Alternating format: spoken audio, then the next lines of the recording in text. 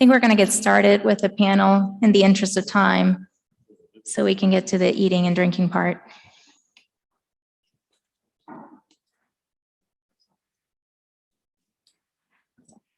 All right, so we're going to kick off our panel with Buddy, who I know probably doesn't need much of an introduction, but if you haven't had a chance to chat with him, he's certainly the reason I joined this wonderful group, and it takes 2 seconds of talking to him to understand why.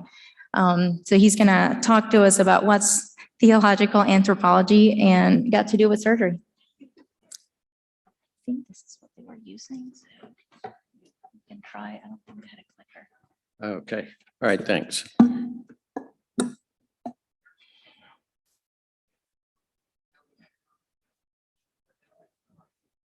Okay. So I guess I should start by defining theological anthropology, because that's not typically part of things we talk about in surgery. So theological anthropology is basically what are the parts, if you will, of the human? What are the elements? Is it all one thing? That would be a monist theological anthropology.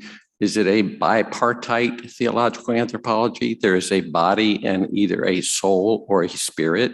Is it tripartite? Is it body, soul, spirit? All three? Or you can have all kinds of other things. Myself, well, I won't even tell you what I am. So anyway, obviously we focus on the body a lot in surgery. And I think the point is that this is not the way our patients see themselves. And it's not the way our family members see their loved ones with surgical illness. Typically, I think a strong Christian worldview would be this, a bipartite theological anthropology, where the body and the soul, or the body and the spirit, are separate entities, maybe connected, maybe not so connected. Different people would feel differently about that. So I know, and we have, Ricky's an expert on unrealistic miracle wishes, and this is something we deal with a lot as surgeons. And I think it's easy for us to kind of project onto our patients and families and think, oh, well, that's because you've got without will to use the word, a bipartite theological anthropology. And I'm just here to fix your body. But the problem is actually not our patients. It's actually us. This is, and Dan and I did not talk about this, but this is the book that he referred to in his very first slide. And so we're just, I don't know, maybe kindred spirits there. But basically, if you don't want to read the book, what it says is that the beliefs that promulgate the separation between either religion and medicine or spirituality and medicine, and I much prefer spirituality to the word religion, is that hospitals provide technologies and cure rather than humanistic care. Physicians are scientists, or nowadays health managers, rather than whole person healers. Humans are divisible into the material and the immaterial. This is our belief in our medical culture. But we don't think there's a connection, although a lot of our patients and their family members do think there's a connection between either the body and the soul or the body and the spirit. So physical health is not related to spiritual notions. And the engagement of existential fear can only be dealt with by religious communities, spiritual leaders, but certainly not clinicians. If you don't want to read the whole book, you can just go to the Harvard Medical School Center for Bioethics and read the short article entitled, "Do Spirituality and Medicine Go Together?" So the solution to this problem, in my mind, is that every surgical patient needs a spiritual screening. There's a lot of tools out there. There's, I'm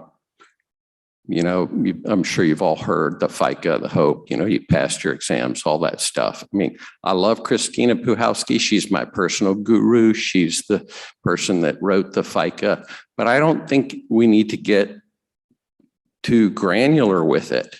And actually, I think when we get granular, it's a problem. So spiritual screening really has two aspects: a positive question, maybe it's not so much a question, and a negative. The negative is a question. The positive goes like this: tell me about your spirituality. It's really simple.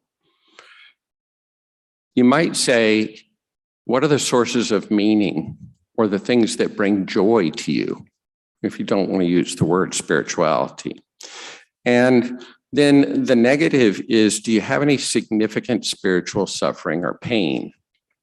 We all know the total pain concept that Dame Cicely Saunders, promoted.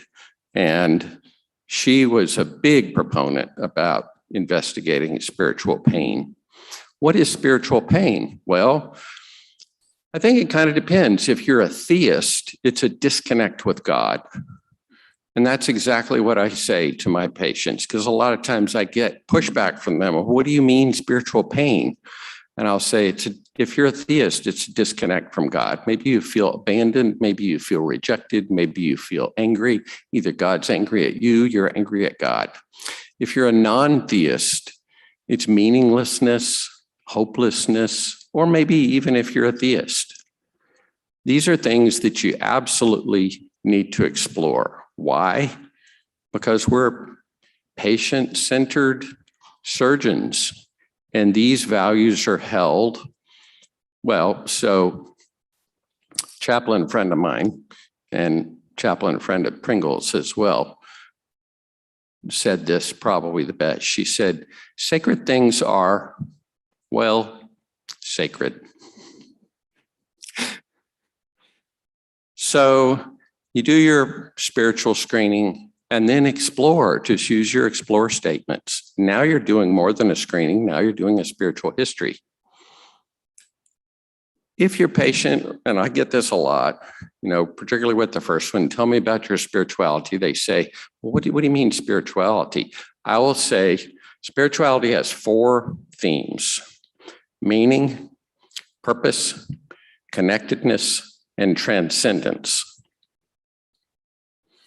The transcendence is not necessarily top down or heaven to earth. It can be us transcending our psychology, writing poetry, doing surgery, frankly, can be a transcendent phenomenon. And frequently, the folks that tell me, well, I'm not spiritual. And then as I'm discovering more about them, they'll tell me that they're a musician. And I say, oh, really?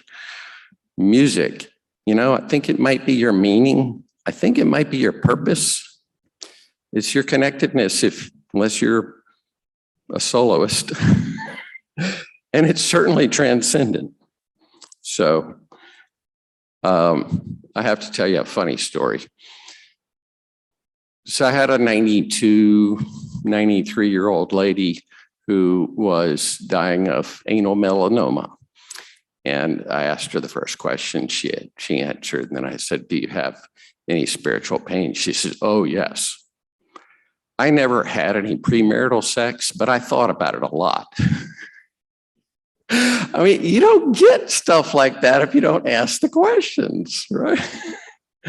She was so cute. And I told her, I said, if the boys were half as cute as you, I'm sure they were thinking about it too.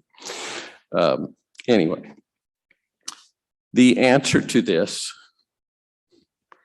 I think, one of the things that I do in my personal practice, and this is not written up anywhere, particularly with the folks that have the unrealistic miracle wish, is to redirect them back to reality with spiritual reframing. So what I do is I distinguish between their loved ones. This is typically an ICU patient, and it's fetal care. We all know it. And I distinguish between their spirit and their body. I'll say something like, your loved one's spirit is just indescribably wonderful, just unbelievably beautiful. And it's kind of a wish worry statement. Then I'll say, but I'm afraid, and a lot of times I just drop it right there and let the family fill in the blanks. And, the daughter will look at the mom or whatever and say, Dad's body's tanking, or they'll use their language, whatever. And then reiterate your substituted judgment principles by including their connection to the divine, particularly if they have one, in order to mitigate any guilt that they may be having. And I always say this with my families, this is not a decision I'm asking you to make for your husband. Their body has already made this decision for us. Or I may even say something like, I'm praying for a miracle right alongside you. And depending on the situation, I may even say something like, let's let God sort out what the miracle looks like. Because these folks all have a very strong sense of divine providence, which I have as well. You don't have to have one in order to say that, because it's their values, it's their meaning. So anyway, I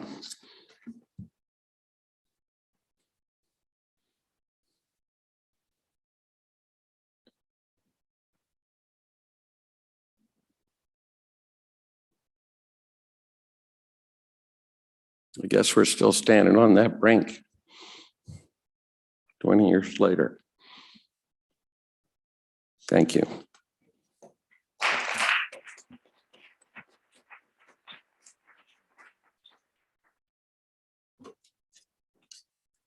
Thank you, Buddy. Dr. Henshaw is going to join us again. Thank you so much for your wonderful talk earlier, and thank you for joining us again. He's going to talk to us about truth-telling in advanced illness.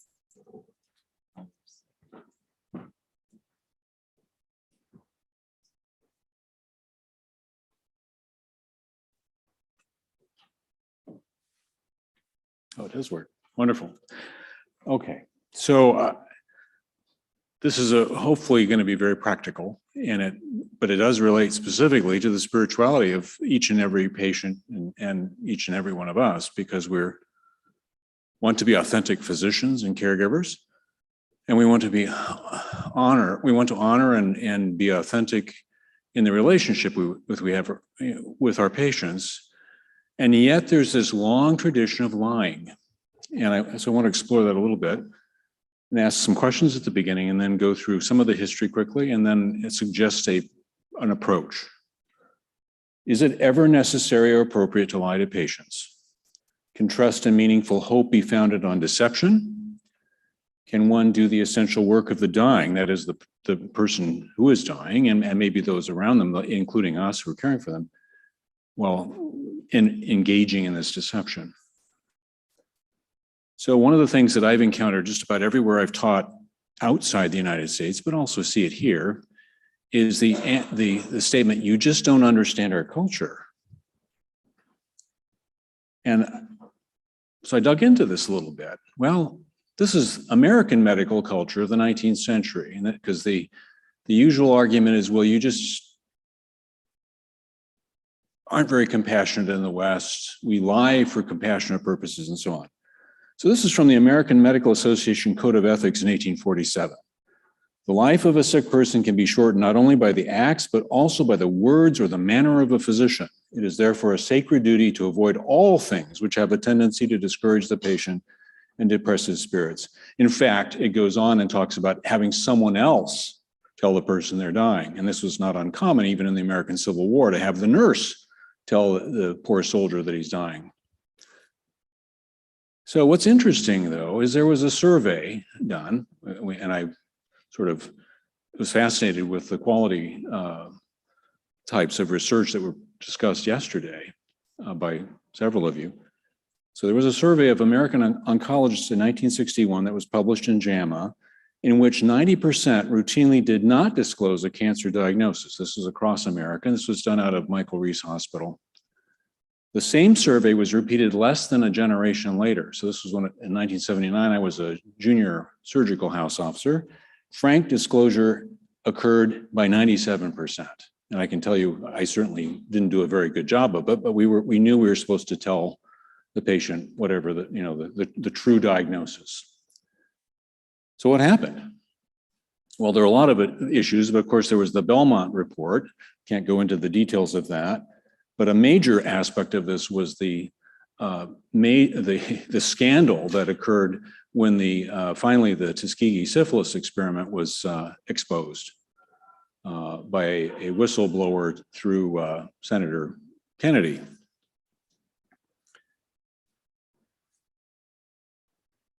Going back to the same question, you just don't understand our culture. I would ask, which culture? So there's more than one culture here going on. These are usually medical professionals that I would speak to.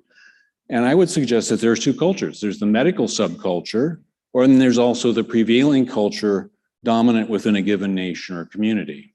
So you have to kind of make sure we think carefully about that. There is intentional deception of patients has been going on as a therapeutic and compassionate act in most medical subcultures I've seen, including our own, to varying degrees. It's maybe more subtle here, but it still occurs. And there's various levels of collusion with the patient and the family. But so that's one aspect. Then the other aspect is there are many traditional cultures place decision-making within a communal framework, intentionally diminishing patient autonomy to protect the loved ones from disturbing news and allegedly to preserve hope. And what's interesting is we talk about this in whether it's in Eastern Europe or in the Middle East or in Africa. And typically I'd have the people in my course raise their hand. What would you want to know your diagnosis if you had a terminal diagnosis? And almost everyone in the room raises their hands. Yes, of course I would. Well, shall we go and tell the patient we just saw on rounds the truth? Oh, no, we can't do that. So it's this interesting kind of dichotomous approach, and not to be critical, but just to recognize this is a temptation all of us have to varying degrees. So this is my suggestion about how to approach this problem. Because I think it's very, very destructive to ever lie to a patient. But that doesn't mean you have to tell them all of the truth. The truth, as we know it can be a very blunt instrument. It can be like a sledgehammer. So the first principle is we have to treat this whole phenomenon as a phenomenon depending on informed consent, just like we would with any kind of operation. And of course, this was discussed and mentioned yesterday in one of the sessions. It was very well done. So we need to establish the ground rules for disclosure. And that has to be with the patient's permission. So before you give them the warning shot, you also need to know, well, would you like to know how much, do you want us to communicate with you directly, or do you want us to communicate with your son or your wife or your husband or whoever is important in your relationships? Establish those ground rules and then proceed up to the point that they allow you to, and do it cautiously. I think we fall into this task-oriented maneuver where we have to have everything solved in one session, which we shouldn't think about it that way. How much does the patient want to know? So the other thing is to think about it again as a process, that we're starting a relationship with the patient. We need to build trust. And so rather than lying to patients, you give them small aliquots of information that's useful to them that they can tolerate. And if they say, if you're watching the body language or their maybe direct verbal response, or the family caregiver that's there who's resisting, you say, well, okay, shall we talk more about this later? I have more information that I think you need to know. But obviously, I think we need to stop for the moment. And so you preserve the integrity of the conversation, but you don't get caught in a lie. So you have to be patient. And then the other thing, of course, is to build trust in this process so that you can reassure the family and the patient that you're not going to tell any lies. It's not necessary ever to lie. If the patient refuses to hear information, they want everything to be done by a surrogate decision maker. To a certain extent, you have to honor that. And I have, but I've always come back to the patient and said, you know, we're now at a point down the road where I think you really need to know this information. And I'm going to keep offering it to you, but I'm not going to do it. I'm not going to tell you without your permission. And usually over time, they will come around. Or what I often do is sometimes tell a story in the third person. I'll say, I had this patient with this issue, and so I tell them essentially what I want to tell them about their situation, but I'm talking about someone else in the conversation. So there are ways to avoid the direct trauma and also honor their refusal without forcing.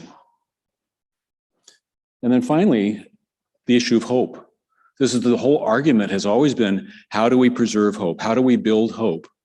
I don't think you can have hope based on lies, but you need to have a realistic idea of what your prognosis is and what can come from knowing what the possibilities are. So you hope for a better day. You hope for good symptom control. You hope that you'll be able to see your son or daughter graduate from college if we can get you through this tough patch.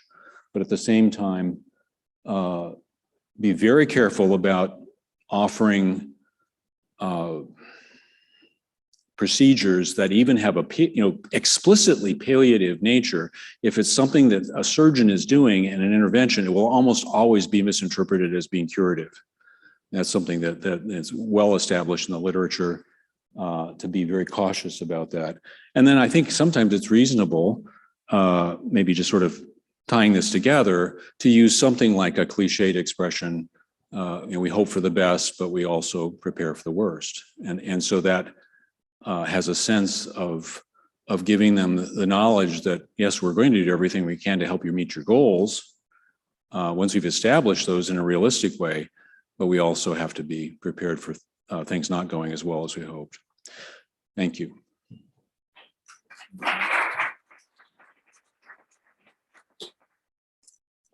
All right. So our last panelist is Rick Chanel. He is an assistant professor of surgery and medicine at Vanderbilt University, where he practices general surgery and palliative care. In addition to his medical training, he received a Master of Divinity, PhD in religion. And his religious studies scholarship is focused on the roles of illness and healing in early Christianity. He's going to be talking to us about handling spirituality that isn't your own. Thanks. Thanks so much for having me. Although when I agreed to do this, I didn't realize that I would be the talk between everyone and drinks. So I will try to keep it short. So I think this is one of the most challenging situations that we run into as physicians, is dealing with a patient or a family who is making decisions based on religious beliefs or a spiritual system that the physician either doesn't share or can't endorse. And what do you do when you run into that situation? I think it makes a lot of people very uncomfortable. Living in a pluralistic society that we do, I think, in general, have basically three strategies for dealing with different religious traditions, none of which I think are actually very helpful in the medical scenario. So I think one thing is just ignore it, right? So you don't talk about religion at cocktail parties. It's like politics, you know, it's sort of an off-limit topic. Second way is to just be immediately deferential to religious belief and saying that's personal, and you know, I will whatever you think is what you think and what you should do. And then the third is to mock it, to think of it as irrational or weird. We usually don't do that to people's faces, but maybe behind their backs. And neither of those three responses are very helpful when you're approaching a patient who is making a medical decision based on a religious belief that you need to engage with. You can't really ignore it. If it's a decision that is medically inappropriate, you can't just defer to it. And hopefully you're not going to mock them and tell them that they're being irrational or weird or strange. And so how is it that we can engage respectfully but still critically with a religious belief system that's not ours? This is one area where I think religious studies can be an example. So I didn't go to the University of San Diego. I just thought we're in San Diego. Their religious studies department has a cool logo, so I used it.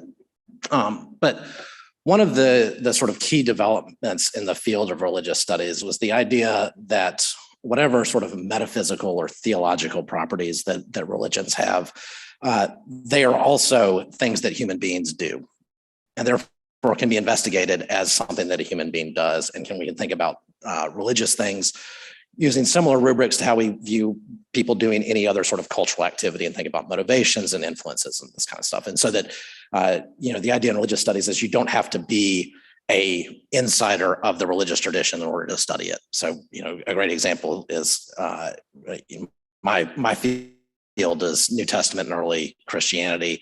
My dissertation advisor is an Orthodox Jew.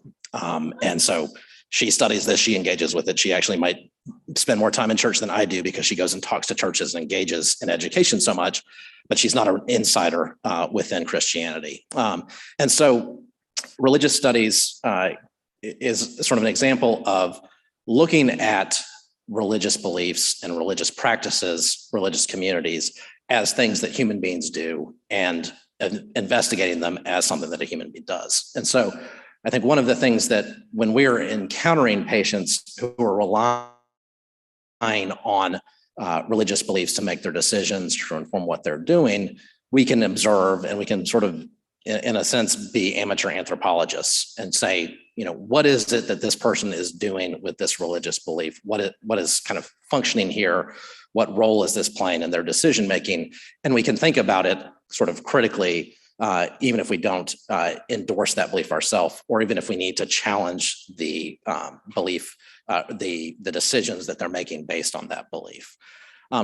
And so going a little bit further in religious studies. So one of the interesting things about religious studies, and I think this may be true of humanities in general, is that there's a whole subfield of the field that's like, what is this field? There's not, pulmonologists don't sit around and say, like, what is a lung? Is a lung just a social construct? But this is something that happens in religion. And sometimes I'm presenting it as kind of silly, and sometimes it can be kind of silly. But it is, I think, a worthwhile thing to engage in.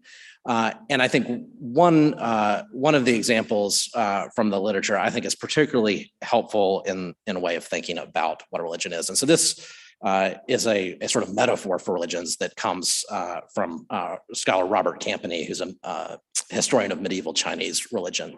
And he conceptualizes religions as toolboxes or tool sheds. Religions are resources that people use and can draw from to do things that they need to do, to structure their daily lives, to decide who they're going to marry, how they're going to raise their children, but also, how they're going to react to adversity. And the thing about, toolboxes is you can get, the Craftsman toolbox that has everything that goes together, but most people's toolboxes are sort of made ad hoc, right? Like you may have some metric wrenches and you may have some English unit wrenches. And that's in a lot of ways how religious traditions develop. They're one of the things my dissertation advisor always said was, if you wanted things to be logical, you should have gone into philosophy and not religion, right? The way that religious traditions develop is historically contingent. They develop beliefs, practices, structures based on particular configurations that they're dealing with at a given time, and that becomes part of the tradition. That becomes part of the toolbox. You needed a sledgehammer, so you've got a sledgehammer, and now you have a sledgehammer, and you may try to use it in different situations now. And another, I think, helpful thing about thinking of religions in this way is that there's the toolbox, And then there's how the person uses the toolbox. And so you can have the same toolbox and people might use it differently, right? So some people may never, use a Phillips head screwdriver. They may just try to do everything with a flathead screwdriver, but some people may do things differently. So I think this is a helpful caution against the sort of essentializing of religious traditions that tends to do, a lot of review articles you see, like, this is the Catholic approach to X. This is the Protestant approach to X. This is how Hindus come at X. And that really, in a lot of ways, fails to do justice to the fact that there's a tremendous amount of diversity within any religious tradition. They may have this same sort of repertoire of tools, but people draw from them differently. And so it really teaches you that you really have to investigate what the person in front of you is doing and how they are using the tools. And it may be that, having some knowledge of what their tool shed contains, having the knowledge of that tradition is helpful.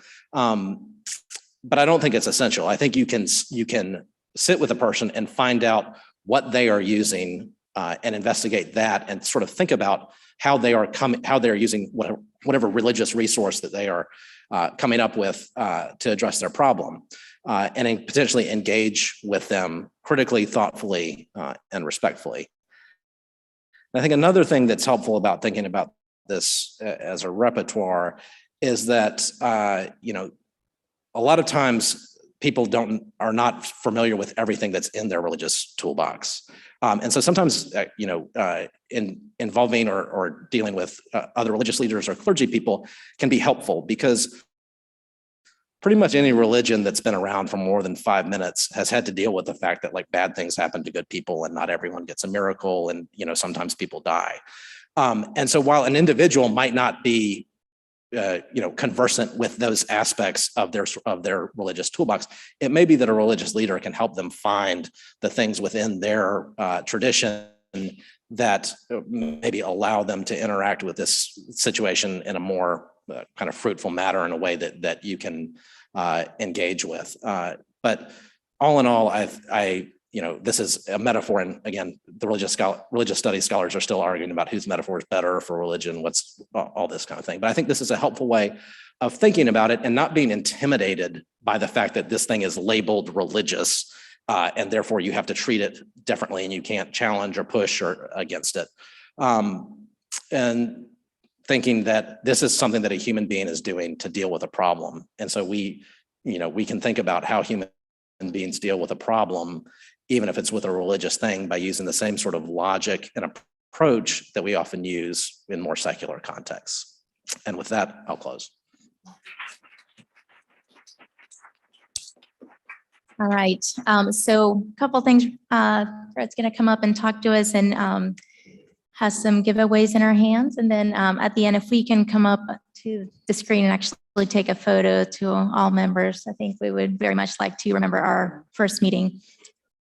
So I have 2 books this is Balfour Mont's autobiography that's so well worth reading, but we have 2 autographed copies here. So one of them is going to Susan McKinnon, who was the first person to register for the conference. So thank you very much, Susan.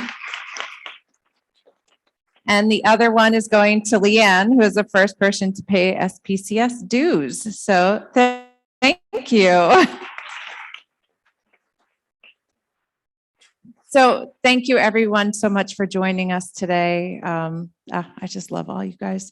And if we could all gather up front to take a picture, that'd be great. And they're going to bring in some food and drinks. So please stick around and get social for a few minutes. Thank you all.